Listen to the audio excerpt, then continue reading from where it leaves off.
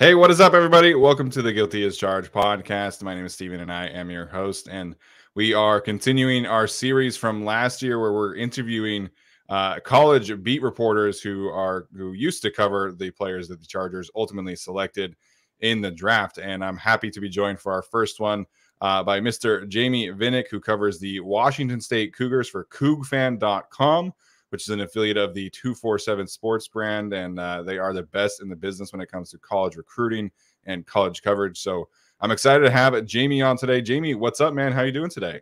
I'm doing well. Thanks for having me on. Yeah, happy to have you. Grateful for your time today. We're going to discuss the Chargers selection of Daiyan Henley, who's already become a fan favorite, amongst Chargers fans with his great personality. So we'll dive into some of his background, some of his cool moments while he was at Washington State. Obviously, he was also a bit at Nevada, so this isn't necessarily a full 4-year package, if you will. But Jamey, we'll start with your reaction when you saw the spot where Daiyan was ultimately selected. How do you feel he's going to fit in with the Chargers? You know, I won't pretend to be an expert on the Chargers defensive scheme or what they're going to run, but I think one of the great things about Daiyan is he can do a variety of things. I mean, you can line him up on the outside, you can line him up inside. I mean, there were packages last year where Wazoo, I don't think they actually ever ran him, but they worked on some things where he ran at edge a little bit. I don't think they ever actually ran the plays that required that, but he can just do a little bit of everything. And I know that the Chargers declined Kenneth Murray's option, and obviously that doesn't automatically mean that they're going to move on from Murray or anything, but I do think he's the type of guy that you're going to get a lot out of and what he can do at linebacker. And, part of his value is what he can do on special teams. I mean, you don't really see a linebacker playing a huge role on special teams, especially a starting linebacker. And he was Washington State's best special teamer last year by a country mile. I mean, he was just, explosive coming both on punt coverage and then also, in blocking on punt returns and getting to the punter. So he's a guy that I think is unique in that he's not a scheme-based guy. He's not, you can't draft this guy in a 3-4 or you can't have this guy in a 4-3. He can play whatever, and he's versatile and athletic enough to where you could stick him a lot of different places, and he'll excel just because of what he can bring athletically and just his work ethic as well. Yeah, you mentioned the special teams. He was a gunner, wasn't he? Mm-hmm. So you don't really see too many linebackers out there playing gunner on special teams. And I know I've seen the clip too of the fake punt reception he had. That was a cool moment. I'm sure the Chargers are excited about that one. Yeah, and it's funny. I was talking to the special teams coach at Washington State, Nick Whitworth, a couple weeks ago, and asking about the gunners, and he said, "Well, my toughest part of my job is replacing Daiyan Henley as a gunner." And he said, "If you had told me before the year my toughest job would be replacing a linebacker as a gunner, I would have thought, oh my God, how many cornerbacks did we lose to injury?" But that's just how effective he was. And the fake punt, I mean, that came out of nowhere. No one had any idea they were going to do that. And, but as a former wide receiver, he still got soft hands. And I mean, this was a guy who was returning kicks as a freshman in college, not in high school. In college, he was returning kicks while at Nevada and playing wide receiver before eventually just growing so much athletically and physically that they had to move him to linebacker. But no, he is a special team star. And I think he's a guy that, even before he kind of blew up, this season and into the combine and so on, there was always the thought that he could contribute on special teams, but I think he's risen above just being a special teams guy. But, at bare minimum, if all else fails, he doesn't pick up the Chargers scheme or he just struggles to play at the NFL level at linebacker, he's so effective as a special teamer that he'll have a job, I would think, for a while. Look at that. We already got, our first I didn't know that he was a kickoff returner as a freshman in college. So again, this is 247 Sports, man. You guys are the best in the business here. So you mentioned it, obviously at Nevada, Daiyan becomes a household name, decides to transfer. What was that process like from a Washington State perspective? How did they kind of go about bringing him in? Because I know he visited USC and a bunch of other schools as well. Right. And he enters the portal. And at that point, Washington State had actually hired Nevada's defensive coordinator, Brian Ward. So I think there was some optimism from Coug fans like, okay, maybe, but then you start seeing the offers flood in. Okay, USC offered. All right, UW offered. Kansas State. And it's like, yeah, this probably like there was some well, maybe. And I remember he's doing his announcement, and it's coming down to he cut cakes for his announcement. So he You had the four schools with cake, like frosting of USC, Kansas State, Washington State. And he brings it down to Washington State, and he picks Washington State. And I remember thinking, like, oh my God, I got to go write this up. Like, I didn't have a pre-write in. I wasn't prepared for it. I didn't think there was any way he was going to WSU. And then I think when I talked to him, I told him, you made yourself already a fan favorite by picking Washington State over Washington at that last second. But and then he's come out and joked that, I did not want to go to USC, like outright said that. And I think that's a little bit of Daiyan just being Daiyan. But no, I think, the connection with Brian Ward being the defensive coordinator, that certainly helped. But, I think it didn't hurt either that Jake Dickert, the Cougar head coach, was the linebackers coach and the defensive coordinator prior to taking the head coaching job. So he maybe felt like there was some familiarity. Wazoo had graduated 2 linebackers that year, so it was wide open. I think it just all kind of fell into place. And, and it probably helps that he knew the defensive coordinator that he was going to be playing under. So that one was a little bit of a boost, but it was an interesting recruitment in that Washington State doesn't win a whole lot of recruiting battles against USC and Washington. They don't really recruit against Kansas State ever. But that was a bit of a surprise to see them win that recruiting battle and obviously reap the benefits of it. Yeah, it's a high profile win. I don't know if you have seen the video or not, but Chargers obviously drafted Tuli Tuipulotu in the second round from USC, and him and Daiyan arrived at the facility at the same time after they got drafted, and they like dapped each other up, and then Daiyan was like, "Hey, USC sucks." That's about accurate for Daiyan. That's about accurate for Daiyan, ignoring the result of the game this year. Yeah, but, absolutely. It's about right that Daiyan would do something like that. Yeah.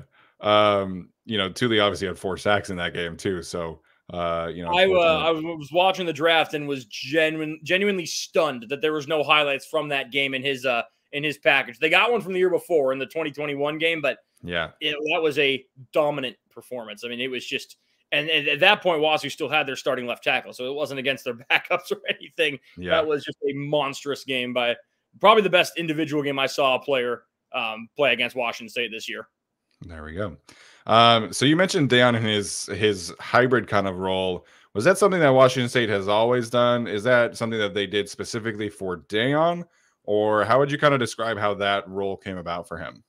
It was primarily because of what Daiyan could do. Wazoo's linebackers, they run a 4-2-5 and have the last few years. And the linebackers usually are going to be the guys who they're going to make 100 tackles, something like that. They're not going to have a ton of tackles for loss or sacks. But with what he could do, they just had to find ways to, utilize that talent. So they would bring him on blitzes and so on. And I think it also helped that the Cougars haven't really been able to trust their secondary in past years. They could this year. This past season, they had a really good secondary.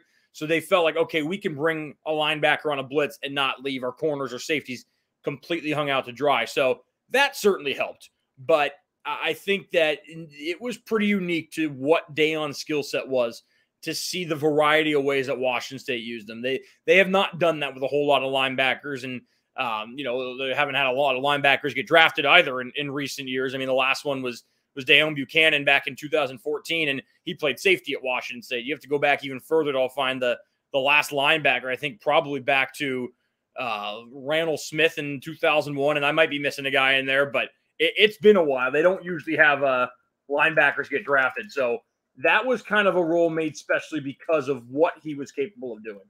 Yeah. I love to hear that. Is there maybe an attribute you think that is his best attribute of everything that he does well? I would say his athleticism. And I know it's maybe not a direct attribute on the field, but it just allows him to do so much. He was covering receivers at times, and I think what that allows him to do is he's never going to have a mismatch. You see linebackers nowadays, and you get the 250-pound linebacker on the running back, it's over. He doesn't have that mismatch because of his speed, because of his athleticism. I mean, you can put him anywhere in coverage. His first kind of signature play for the Cougars came against Idaho in the opener. He gets a game-sealing interception covering a receiver 30 yards down the field and jumps the route and gets a pick. So that's part of what makes him so unique, in the fact that he's just not your old school 255-pound linebacker. He's almost more like a free safety in everything he can do, that just, is too big to play safety, so more of a linebacker fit. Yeah, yeah. I think like my vision of him, at least as a rookie, is for the Chargers to essentially use him as like a third down weapon. Put him in the slot, put him, covering the deep middle parts of the field. You could blitz him, stuff like that. I think there is, at least for me, some slight concern about like play strength and adjusting to the NFL, which is why I don't think you're probably counting on him as a 3-down player right away. But the options he can give you as a pass coverage defender are incredible, man. And you mentioned the ability to cover receivers. I think at the next level, he's an awesome person to put in the slot, covering tight ends. And I think that to me is the exciting part about, at least as a rookie right away. I know he'll be able to kind of handle those coverage duties that he'll have right away. Yeah, absolutely. I would say that, you won't, he's not a guy who's, again, he's not going to be completely overmatched by anyone athletically. Now, he might have trouble with the route running or something like that, but it's not going to be, oh man, he just can't, he's not physically there to cover player X. I mean, he can cover anyone athletically. It's going to be, okay, you covered Pac-12 tight ends, cover Travis Kelce. A little bit different. Yeah. Definitely would prefer not to put him on Travis Kelce, but there's very few people that can cover Travis Kelce anymore. This is true. So it's safe to say that it sounds like Daiyan lived up to the expectations and the hype that he received once he transferred to Washington State. Yeah, I mean, I would say he went beyond that. I think most Cougar fans and Cougar media thought, all right, they're getting a pretty good player here. Veteran guy, he'll fit the system. He had good numbers at Nevada, but I think if you had told someone, the day after he committed in, I think it was in December of 2021, oh, hey, by the way, Daiyan Henley is going to be a day 2 draft pick in 2023. I think most would have said, okay, like maybe he's a 6th rounder, 7th rounder, but I don't think anyone saw him getting even, conversation for 2nd round, and even 3rd round. I think was way off the radar. But then you see him at spring ball, last year, and it's like, okay, this guy's different. There's something different about this guy and what we've seen in past years. And then it carries into fall camp and it carries throughout the season. And then, no surprise, he puts up really good numbers at the combine. No surprise that, what he does at Wazoo's Pro Day goes well. The Senior Bowl, it's, as we kind of kept reading all the reviews that he was getting on Twitter from the draft guys, it's like, yeah, this sounds about right. This is about accurate for what we saw. Yeah, absolutely. You obviously, we've talked a little bit about his personality.